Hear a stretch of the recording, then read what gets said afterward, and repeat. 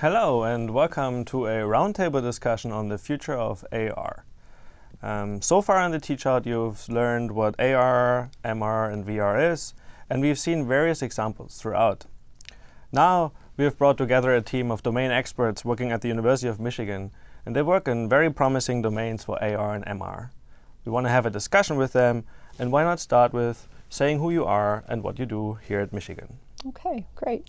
So my name is Michelle Abersold, and I work at the School of Nursing. I'm a clinical associate professor there, and I'm also the Director of Educational Innovation. So part of my role is to do research using these various methods of virtual reality and augmented reality, mixed reality. And then I also use them in my teaching. Part of my role as the Director of Simulation is I work with our nursing students and using virtual methods as well as our mannequin-based simulation in our clinical learning lab. My name is Ted Hall. I actually went to school to be an architect, entered the College of Architecture as an undergrad in 1977, started writing computer graphics software in 1978, and graduated with a Master's of Architecture in '81 as a de facto computer programmer, and that's what I've been doing ever since. So I'm now a virtual reality visualization specialist in the Duderstadt Center here at Michigan. I'm Mark Lindquist. I'm an assistant professor in the School for Environment and Sustainability.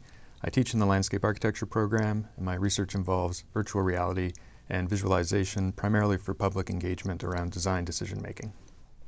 Okay, so we have structured this discussion around three big questions, and let's get started with the first question. What is the impact of AR, MR on our daily lives? So we have experts from various domains sitting here. In your personal experience, what is the impact of these technologies? Michelle. So I think that these things are really going to impact in the world of healthcare, both from a consumer as well as a provider. So let me talk a little bit about the consumer first. So as we are consumers of healthcare, so all of us are certainly consumers of healthcare. So we go to see our physicians or our nurse practitioners, and sometimes we need a procedure. And sometimes those procedures aren't always very comfortable, particularly, let's talk about children. So let's say you take your child, and we've all taken, if we have children, we've taken them for vaccines, right? They don't like to get shots, and it's very traumatic for them. Well, there's some really interesting research out there that's showing if you can engage these children in a virtual game while they might be getting an injection or a blood draw, they get so immersed in the game, they don't even realize that that's happening. What a great experience for them. So it's some really promising technology that we can use as distraction. They're using it for cancer pain. They're even using it for burn victims. And if anybody has ever known anybody who's had to go through all of the really traumatic scrubbing and things that goes on, tremendous amount of pain for burn victims, they have this game now out there, and they've done some really good research. It's called Snow Village or Snow Globe. And so it shows them immersed in this virtual reality environment with all this snow, and it's cooling. And so it's just really quite amazing. But what they're finding in the research is it activates certain areas of the brain. So it's not just about distraction, but it's also about activating those regions of the brain, and it literally blocks the pain. And they've shown this on MRI. So that's one area as a consumer that we're seeing for immersive virtual reality. Another area is the provider side. So physicians, cardiac surgeons are now, if they have to go in and do a really delicate heart surgery, so really complicated, they can now take scans of the heart. And we thought 3D printing was cool, and we could print out the heart. Well, now we can actually, right in the OR, they can put on their head-mounted display, and right before they go to do their surgery, they can spin that heart up and really look at it in 3D and see where they're going. So before they actually do the surgery, they can sort of narrow in. The whole team can see that. So they really have precision into what they're doing. So not only can we use it from a consumer end of those of us who are getting health care, but from a provider end and from a training end. So we're using it to train teams of health care in virtual environments. So I think it really has some exciting potential for us, and I think we're just seeing the very tip of what we can do. So Mark, in your area, environmental design and landscape architecture, how do you see it, the impact of AR, MR on our daily lives? I think the current consumer focus is largely driven by the gaming industry, and that really does provide an opportunity to visualize change in a variety of spaces. For example, IKEA's Place app allows you to use your phone to visualize a piece of furniture in your apartment, but I think on a more broad scale, we're seeing it more used in the built environment for architectural visualization, putting people in the actual spaces that are going to be designed or in the landscapes that are going to be designed. So it really lets people understand the future potential of those spaces in a more realistic and accurate way. So, and now Ted, working in the Duderstadt Center and in the UM 3D lab, you touch various different domains. How do you see it with the impact on our daily lives?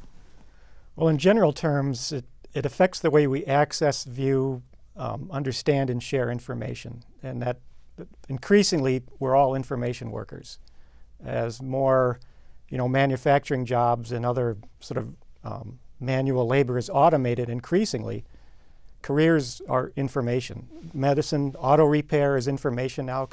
Cars are so computerized. And so it's going to affect the way people work. We have to deal with this information. We have to understand how it's generated and how we access it and how to understand it. It also affects the way we play. Pokemon Go is just the tip of the iceberg. Go to Gallup Park now and you see these crowds walking around with their phones, hunting for Pokemon. And that was just a proof of concept, so we haven't seen where that's going yet. There's a lot of specific examples I could give, but I think I'll save them for later in the conversation. Okay, good. So this is very nice, and it's good to see that there is so much potential for AR and VR in these different domains. Now I want to be a little bit more specific, digging deeper into your domains in which you are experts. So in your specific domain, Michelle, medicine and nursing, what is an important problem in your field, and how do you think AR, MR, or even virtual reality, how can these technologies and tools help to address this problem? So I really think that there are two specific areas that I'm familiar with or that I work in that we could use these technologies to help with. And one of the first areas that I think about is patient safety, something that we all need to be concerned about. And with patient safety, we know that one of the biggest problems with patient safety is communication. So the Joint Commission, who accredits all of our hospitals and healthcare centers, looks at major safety events that occur in hospitals. And when they do this root cause analysis, one of the things that they find is communication is at the root cause of 70 to 80% of these major errors that occur that can oftentimes lead to patient death. And people don't realize how often that can happen. So one of the things that we know is that training teams of physicians, nurses, and other healthcare providers can improve communication and teamwork and could reduce these errors. But it's very costly to train teams. You have to bring them together, you have to put them in simulation centers. We know simulation is an effective way to train teams. And right now, the best way that we have to do simulation is in sim centers using these mannequins. But what if we could put them in a virtual environment? And that's the project that we're working on now, is looking at creating an immersive environment that we could do multiplayer. I mean, we know it works in gaming, right? We've got people playing from around the world in these immersive gaming environments. Well, what if we could turn those into an immersive training environment using virtual methods? So I think that is one of the things that immersive VR can help us do. We can create these realistic environments where we can train teams of physicians, nurses. We can teach them how to communicate better, because right now, the way we educate them, they don't learn how to communicate well, and that's what we're seeing in our healthcare environment. So I think that's one area that immersive VR can help us. The second area is in the world of AR. And to me, and if you look at Harvard Business Review just put out this great article about why your business needs an AR strategy. And so I think when AR first came, people had these like ideas about doing all this really cool, sophisticated stuff with AR. And it's like, yeah, that's great. But I think AR is going to have more practical applications. You know, we're going to use AR to communicate with somebody on how to fix an electrical plug. Or, you see it now in factories where you can pull down a little screen and it kind of walks you through, how to fix, or how do I use a 360 camera or something. And so what we need to use AR for, where I think it has some really practical applications, is in this whole area of telehealth. Telehealth is huge. We have people in these rural areas, in rural ERs, in rural clinics that don't have access to good health care, and we know that. But how can we link them up to the specialist who sits down here at the University of Michigan in the pediatric ER?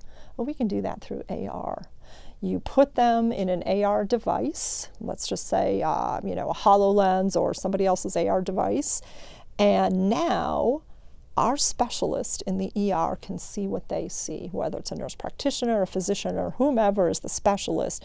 They can see what that doc or that nurse practitioner in this clinic or this little ER sees, and now we can clearly examine that patient and we can help them make a good diagnosis. So we can bring world-class health care to this rural area in the UP of Michigan. So that's where I think AR can help us. So I think that there's just exciting potential. And again, I think we've only, as you say, tip of the iceberg.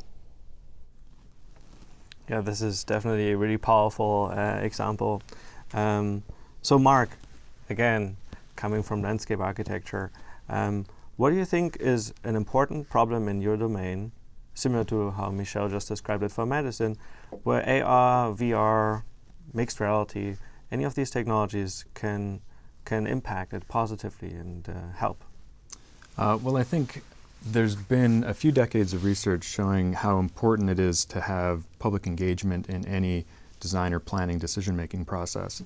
And currently, despite all that evidence, there's not proven effective ways to really do that. Visualizations are one way, and they have been studied and they've been shown to be effective for a lot of different contexts. But I think that AR and VR in particular have the opportunity to really put people in that environment. And that's kind of a game changer, because I think the accuracy and the realism, once again, the difference between looking at a picture, looking at something on screen, versus being in that environment, being able to walk around in it and interact with it, is a completely different experience. So we're able to give people that experience of a future landscape that's yet to be designed, and they can more accurately respond to that. I think it has impacts in terms of how things are going to be built, the decision-making process, and also giving people a little bit more power themselves to generate some of that content. So right now with tools like SketchUp, you can take a relatively simple model using plugins, get it into a VR headset, and walk around in it. 10 years ago, that was completely unheard of. So I think some of the empowerment of individuals is going to be something moving forward that really helps in these decision-making contexts. Great. So Ted, again, as the person working across disciplines at the University of Michigan, you've probably seen lots of compelling examples, but also hard problems. So if you could pick some of them for us and share with us how you think AR and VR could help. Well, you're right. I get to see a great cross-section of applications from across the university. We've had a lot of interest from the health professions, touching on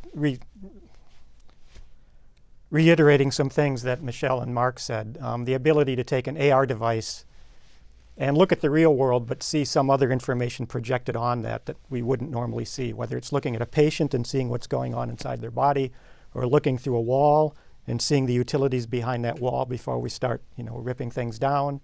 An auto mechanic, again, looking at a car, or some mechanic looking at some complex piece of machinery and seeing in an AR display, some sort of diagnosis of what that is, what's going wrong with it, how to repair it, what bolt do I have to loosen first before I, the procedure for repairing that thing. A sort of a crossover between design and medicine is a real project we've done with the hospital facilities. They are moving into renovated space. The pathology department in particular is moving to renovated space. And we have played middleman between the pathology department, the university facilities people, and the architect. So the architect sends us their CAD model of this renovated space. We project it at full scale in virtual reality, and they bring pathology staff in to inhabit that renovated space before anything's been built. And they fill the whiteboards with design feedback. They can inhabit their labs, their offices at full scale. They can practice walking from A to B and see how long that takes. And they can look at adjacencies and spaces, and they're using that as an actual design tool. They're so happy with it that they've done it 3 or 4 times now, and we're already talking about the next one coming up this spring, this exercise that we've done. In screen arts and cultures, it's being used to reconstruct 3D movie sets for movies that some of them have never actually been filmed. Some have been filmed but lost. All they have is stills. Some, for example, Citizen Kane, we are planning with Matthew Solomon in Screen Arts and Cultures to reconstruct the rage scene from Citizen Kane in 3D with motion capture, show it in virtual reality, and then let film students play with different camera angles and see how they might have done things differently than Orson Welles. We have done a lot with museums, scanning physical artifacts using photogrammetry and then able to display those in VR or MR, augmented reality. Go into a museum and maybe there's just an empty pedestal there, but you can sort of pick what display you want to see because 80% of the museum collection is in storage. So you can sort of pick your own tour through the museum. Biochemistry, we're using it to look at proteins, crystal structures. They're very complicated 3D geometries that are very difficult to understand on a 2D piece of paper or a 2D computer screen. But in mixed reality, augmented reality, virtual reality, you can surround yourself with this complicated structure. And I've been in the cave with a guy who says he's been studying this one protein for 10 years, one protein, trying to figure out how this thing folds on itself. Wow. And it's fascinating to see this guy in the cave in this 10-foot cubic space, and he's sort of ducking all around and looking at different corners. And he said, we know this thing gets over here somehow, and we don't know how that happens. And so just being able to immerse yourself in that kind of complex 3D geometry and think in a way that you have not been able to think about it before.